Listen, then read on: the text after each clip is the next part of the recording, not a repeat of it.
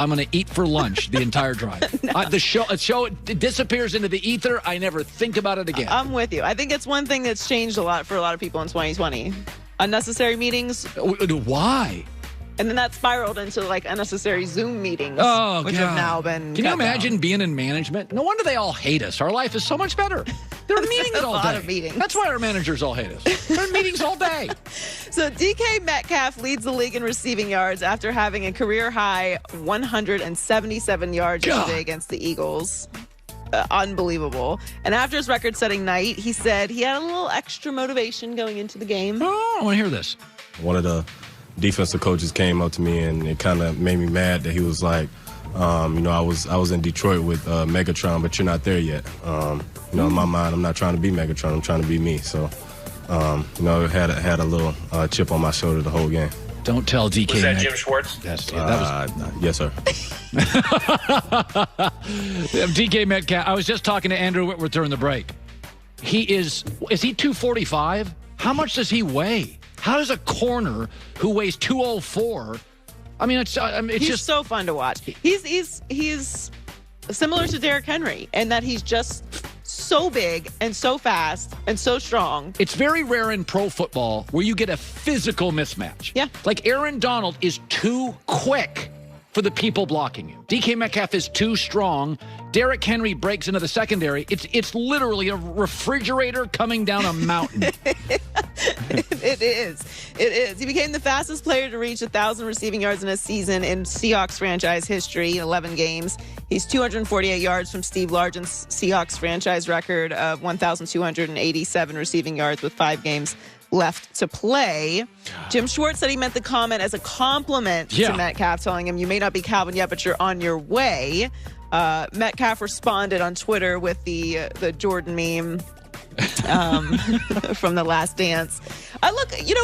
He's talked a lot. They were talking about on the broadcast. He's a chip on the shoulder guy. Yeah. Like he likes having a little extra motivation. Yeah. And if you compare Calvin Johnson and DK Metcalf through their first 27 games, DK does have the edge. Although I would balance that by saying Calvin Johnson was not getting the ball thrown to him by Russell Wilson. First of all, they're similar in that they're physically, it's not a fair fight. Yes. Calvin was just bigger and stronger.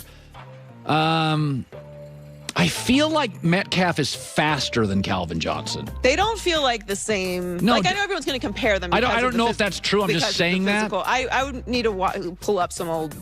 How fast was Calvin Johnson? Goulet, get off the hockey scores for a second and get me some info I can use. How fast was Calvin Johnson? I feel like DK Metcalf is a faster Calvin Johnson. I mean, he was Megatron, right? So he was physical, and it was a physical mismatch, like you said. So that's why he's going to get compared to him. Right. But obviously, DK does have an edge in that Russell Wilson is throwing it to him. I think DK is he's a different receiver to me. What do you got? Calvin Johnson, 4.35 40. What? DK Metcalf, 4.33. Okay, so I'm wrong on that. So they're the same. Calvin was that fast? They're the same. God, that is According to Google. I don't know how trustable that is. That's pretty Google's trustable. Right. It's pretty accurate. Anyway, he's really fun to watch, and he was having his way yesterday in what was not a great night for the Eagles. So Drew Brees has had to watch Saints games from home as he recovers from multiple rib fractures and a collapsed lung, but he says he's similar to Whitworth, not relaxing while he's watching his team's success. Well, I didn't sit down, but I had my call sheet in hand, and as the situations would arise, based on kind of what I knew from the week, just tried to anticipate what was going to be called. And I mean, honestly, just play the game. I love the game. Obviously, I have a huge vested interest in what's happening out there. Personally, rooting for a lot of guys as well. But man, just couldn't sit still. Just was like I was playing the game. It's a really funny comparison you use to actors. Because I never thought of that. Like, if you're an actor, how do you enjoy a movie without being completely critical of, like, what's going on and the lighting? If you're a comedian, can you just go and laugh at the jokes? Or are you deconstructing them? Or are you watching his pacing and tempo and how he hung? I'm like... Well, I mean, when we watch other shows, I can enjoy the show. No, I watch. But I'm still judging, yes. No, I when I watch a show, as Goulet will tell you, it's all about topic selection. So I'll turn on a show and I'll be like, why would you do that topic? That's news. It's not a topic. Oh, yeah. I'm totally with the topic selection as well. But also I pay attention to Like if someone is saying, like, are we listening to what someone's saying? And if they're like constantly asking someone else like what they think, or if they like really don't have a thought, it's just kind of a bunch of words, rambling. You know, yeah. And it's like, okay, they didn't really research that topic. They're just Right. kind of like getting their way through this particular topic, which happens when we talk for 3 hours. Yeah. But yes, so I can see how this would be difficult for guys to sit at home, especially when they're still playing, because that's how I watch shows. All shows, like not even just sports shows, like news shows. I'm like, that's what happened there. Or Yeah, like, the prompter went down there. Like, you know when things are happening. Oh, yes. Then it's just impossible to not consume it when it's your business. But that's Yeah. funny. That's the same thing that we're saying. Like, he's not enjoying it. But that's funny that he's really going through the play calls at, like, he's doing it like yes. he's on the sidelines. I guess that's the only way you can do it, because he's going to be back eventually. Yeah. So Dennis Schroeder finished second behind new Lakers teammate Montrezl Harrell for Sixth Man of the Year this past season. But this year he's hoping to have a bigger role with the defending champs. I did this off the bench stuff already, 2 years with OKC. I think I try to move forward. I think with AD and LeBron, I can be helpful. I think as a starter in the PG position that LeBron, don't have so much stuff in his mind. This one of the reasons this is big, the Clippers actually need a true point, and they don't have one. And the Lakers, who had LeBron controlling it, went and got him. When they first did this, I thought, oh, God, the Clippers could really use Dennis Schroeder. Because the Clippers, one of their issues was last year is, who's the point? Lou Williams isn't really a true point. I think this is such a massive move. I'm really looking forward to seeing how this plays out. The Lakers, the rich got richer, and we were really looking forward to having the Warriors back full strength. The Clippers are going to be a little different now. I mean, it's hard to not.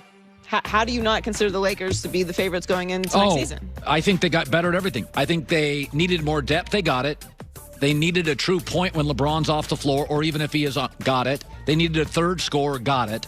And they needed to get younger. So Rondo leaves, Schroeder in. Dwight Howard, I think, is gone now, and they get Montrezl Harrell in. So they got younger, they got deeper, they got a true point, and now they can shoot more. I just, athletically, they're better. I think I was actually, and I have buddies that work in the league, and I was like, that's one of those rare trades. You're like, that's kind of stealing a guy. That's when Pau Gasol, the Lakers got Pau Gasol. I was on a tarmac flying with a buddy to Mexico, and I literally was like, they just stole Pau Gasol. Kobe's got Pau Gasol now? Well, the Lakers are back on track. They had a couple years of basically dysfunction, and now they're able to make moves moving forward. Like the rich get richer. That's how it goes when it's a well-run organization. And the NBA season is just 22 days away. All right. December 22nd. Good stuff. Joy with the news. Well, that's the news. And thanks for stopping by. The Herd Lie News. The game is called Call In or Call Out. Of the teams going forward, do I buy them or not? That's coming up. Holiday season's here. It's all about the bedroom. Casper.com right now has a 30% off everything sale. Everything you need to make the bedroom a happy place. A supportive mattress, soft sheets, cozy throw pillows, blankets, plush pillows. So you better get gifting. Black Friday sale at Casper, 30% off for a limited time. They got the Casper mattress with 86 supportive gel pods. Why is that important? Because it aligns your back with your spine. And for those of us who can sometimes wake up a little unaligned, is that the word? It's good. The Haven bed frame.